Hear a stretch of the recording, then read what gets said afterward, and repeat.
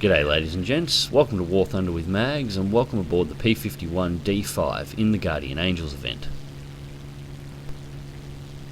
Now, I made some minor mistakes in my configuration leading into this match. I'd recently been playing around with simulation battle controls, which as a result I wound up rebounding a whole bunch of my controls. Before going into this event, I actually forgot to reset a couple of them, so I went in with only roll and rudder controls bound to keys. My pitch control is non-operating, so I fly this entire match using only the mouse for all pitch movements, which is not the smoothest or most effective way to fly. So if you see me wobbling around in the sky a little bit, that's what's actually going on. I'm no longer using the elevation controls. I've reset them since, but for this battle I didn't have them set. The second thing that happened in this battle is something that I've never encountered before. Now, I ran into an interesting problem in this match too in regards to the players on the other team. Now, this was my fourth round of Guardian Angels of the day. On the enemy team is actually one of my subscribers, Small Red Box. Now, he has decided to go out of his way to neutralise me on the American team every round, and he's managed to do it so far. The first two rounds he managed to force me down below the B-17s and I wasn't able to get back in position to defend them. The third time, right when I was killing a number of aircraft that were moving on the B-17s, I got bounced and he hit me with the 30mm mounted in his G10, and, well, 30mm direct to the cockpit, you can imagine what the result was. He was doing a damn good job of it, he's a damn good pilot. So, for the first time, when I've come up against a subscriber, I've actually had to kill him. Now, I'm at full weapon climbing hard. I want to be down there where those B-17s are, giving them the defence that they need so the Germans don't win, but I can't afford to go down there yet. I've got to eliminate Small first, and then as many enemy fighters that are in the airspace above the B-17s before I can move down and defend them directly. Attempting to do anything else will result in me getting smeared across the countryside and being no use to my team.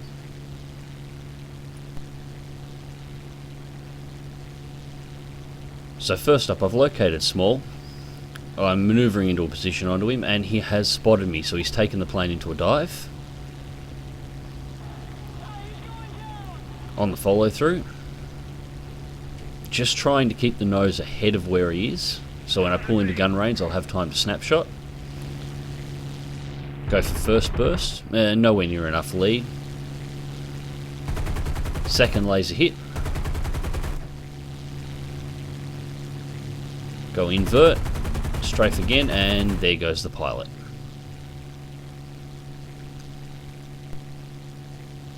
I apologise for having to do that, Small, but you're a damn good pilot and you were causing me some major issues, so I had to remove you first if I was going to be able to defend those B-17s. So, with that taken out of the way, time to get back in on those B-17s before they get mulched up by the 410s and the G10s and G6s that are circling the area. Just looking directly below, I do have a dot below me. The enemy target's on the deck though, so I have no interest in going down there. He's almost out of the battle now.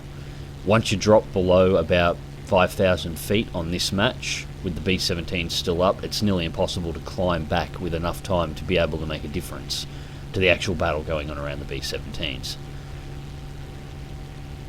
So I'm full wep coming in, I'm trying to pick out targets. We've got a Focke-Wulf 190 that's in the area. Now those things are particularly dangerous. I don't like them in my zone. So I'll go for him next. A speculative shot there.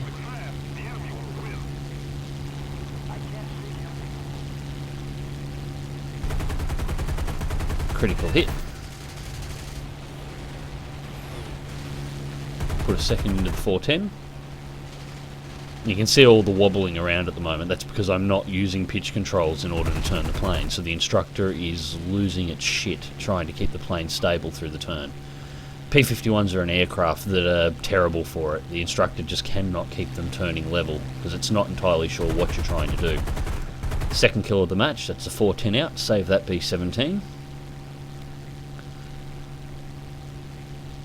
Now I need to start scanning for high priority targets that are bothering the B-17s. That D-13 that I hit there before looks like it took critical damage and is falling out of the sky.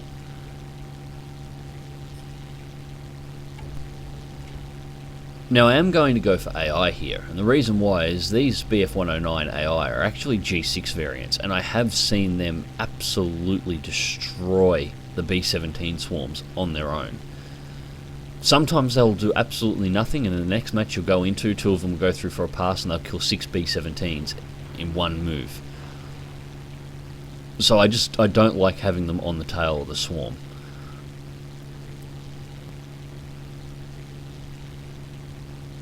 Just nose down to catch up a little.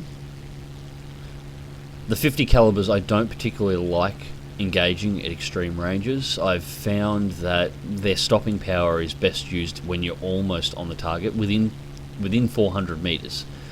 Shots outside of that you can get effective at, but efficiency demands getting in a little bit closer. Just run the guns across there, hope I damage something, take it in and follow this G6 up.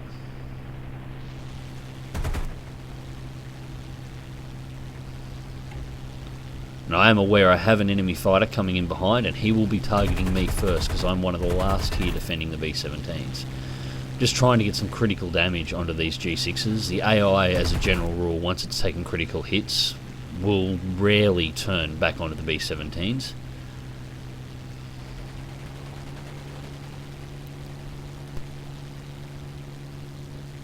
Just keeping a monitor on that player aircraft. It's only a matter of time before it arrives. And there we go, I'm being targeted. So target it up. And this is the last German aircraft at altitude. Take a slight clip there, but no damage. Not that you can tell from the way the plane's wobbling around at the moment.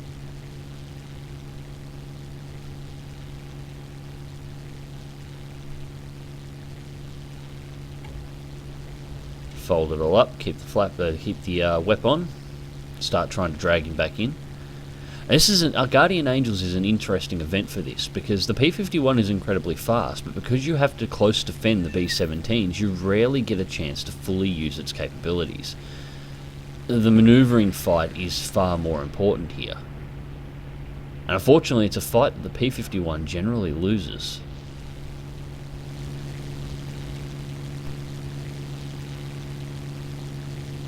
Now, I'm more than willing to follow this G6 all the way to the deck, as it is the last aircraft at its altitude. The rest of the German team has wound up being forced down to the deck. There's very little way for them to be able to climb back to the B-17s to intercept them at this point in time, so we've effectively won the match.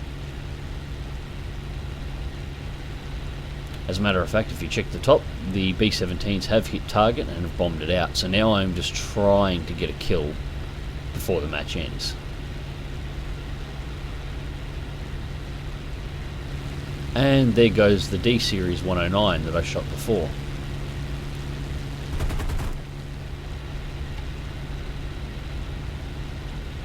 So that brings my total kills up to 3. Now this G6 pilot was good. He was throwing the plane every single time just at the right angle that I couldn't get the guns on for the kill shot.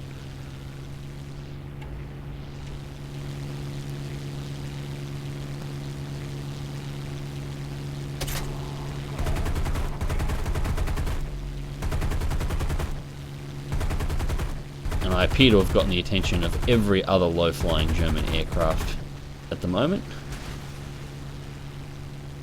Yep, basically their whole team is in pursuit of me that's still alive, is in pursuit at the moment. But that's the end of the match. So, victory for the Americans. First place with 3 kills, the Silver Star, Final Blow, Fighter and Bulletproof.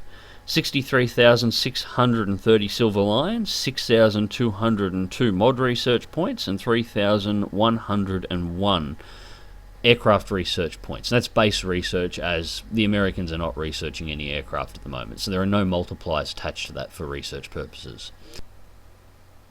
So, the P-51. I know a lot of people prefer the P-47s for the Guardian Angels event, but I do love bringing my P-51 out every now and again. It is a good plane.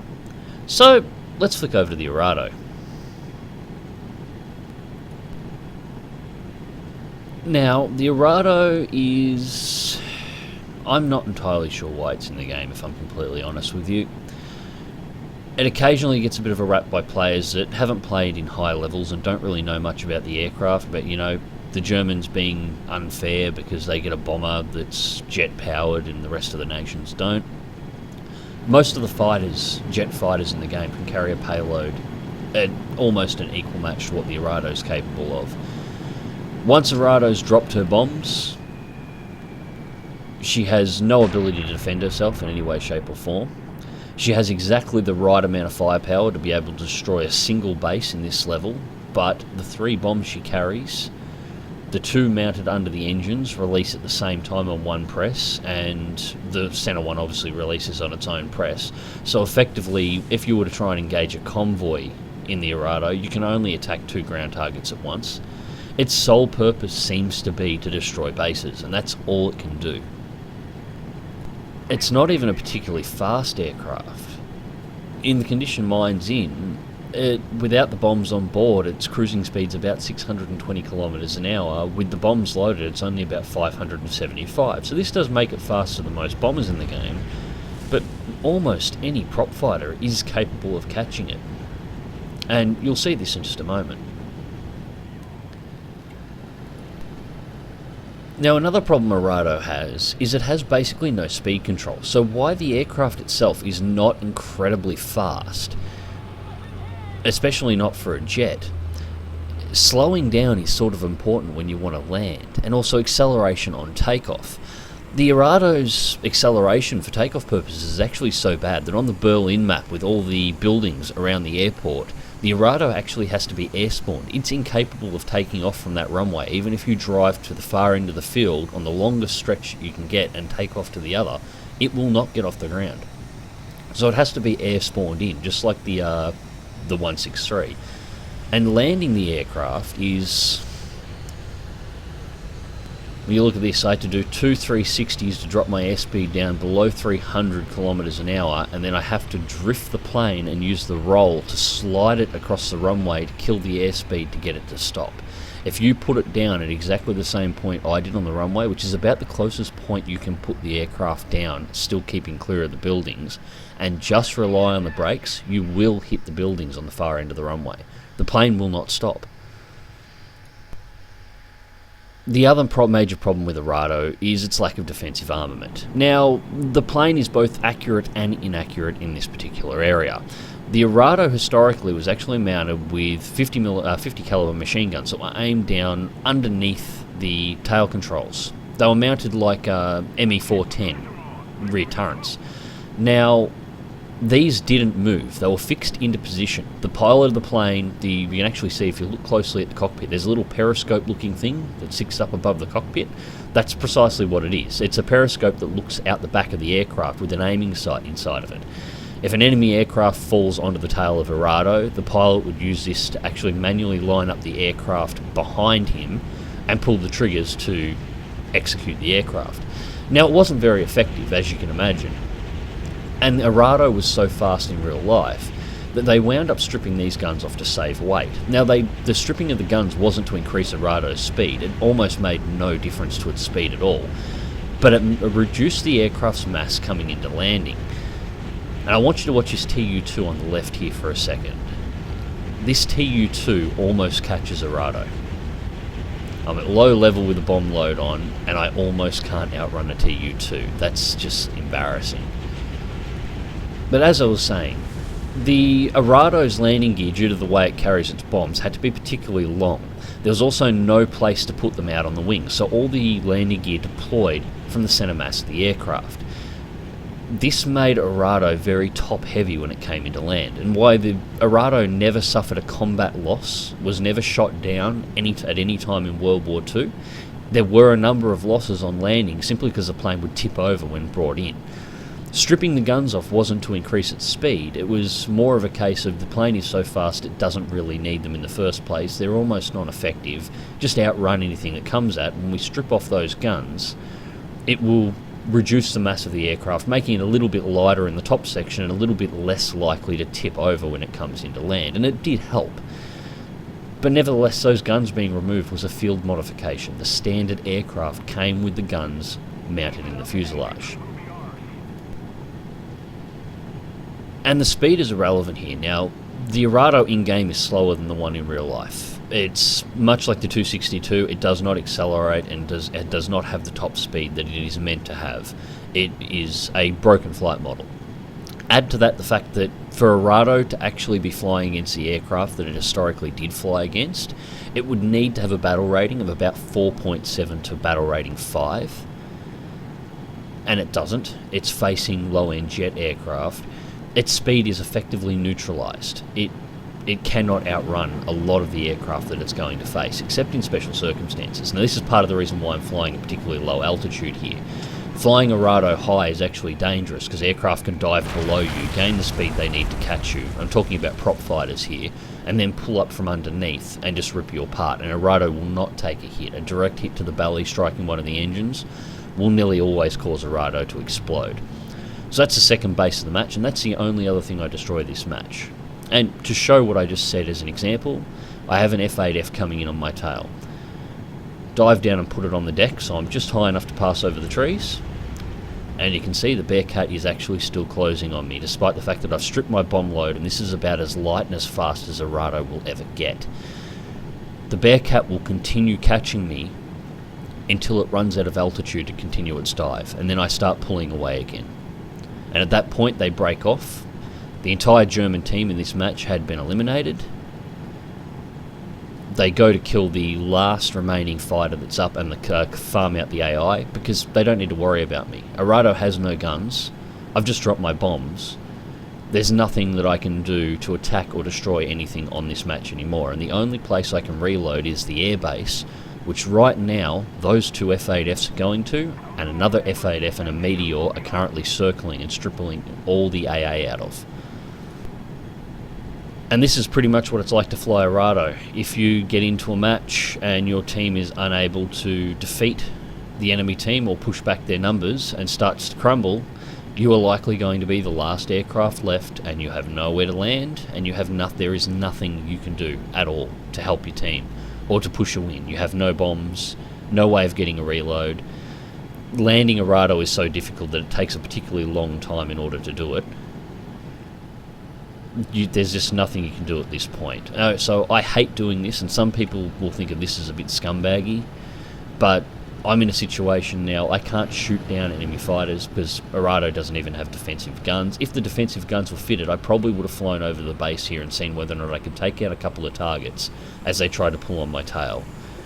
But with no guns, no bombs, and nothing, no way of getting a landing to try and continue this match on, the best thing I can do for me personally is to put Arado onto the ground. And this will show the straight line landing distance that it actually takes to pull Arado up if you're not drifting it to slow it down. Think of the Berlin map with all those buildings around the runway and you'll see what I mean. But yes, there's nothing else for me to do but put this plane on the ground and leave the match. Hand the win to the enemy. So I'm full landing flaps here, I'm full brake, I've got everything that I possibly can do to slow this plane down. And it's taken almost a kilometre from the point of wheel touchdown to the point of stopping to actually stop the aircraft.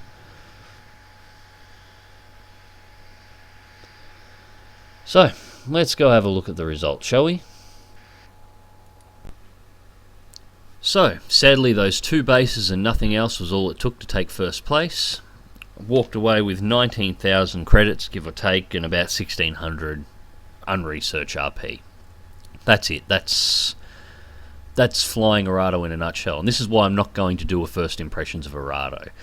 This is basically every battle that you'll perform, and Arado is sort of dead weight to its own team, because besides those ability to destroy the bases in one hit and do that very rapidly, it is a one-trick pony. It's not effective at attacking ground forces, not because the ground forces are moving. It's very accurate on its bombs, but it only gets 2 bomb drops, which means you can only effectively hit, if you aim well, maybe 4 or 5 targets before you've got to go and rearm again.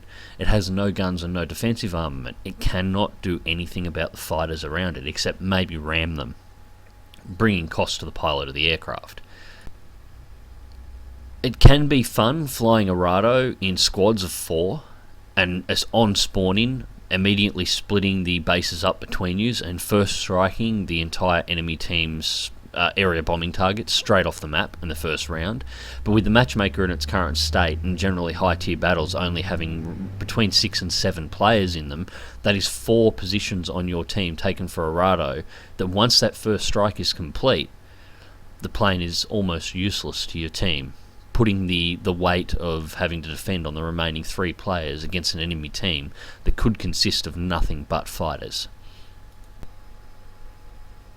And with its speed being so far below its historical capabilities, this thing is basically a target to any jet that decided to went on. The only reason that match lasted as long as it did and I had the opportunity to land is because the Meteor F3 that was on the enemy team decided not to follow me and kill me. If it had chosen to, the Meteor F3 was more than capable of running me down and executing me any time that it felt like, which is... It's disappointing for anybody who was looking at Arado as an interesting aircraft to fly. It's really not. That's what you just saw then is basically all it's good at doing and all it can do in a match. Anyways, ladies and gents, I hope you enjoyed this video. Click like if you do. Subscribe if you want to see more. Fly smart, fly safe, and I'll catch you in the skies.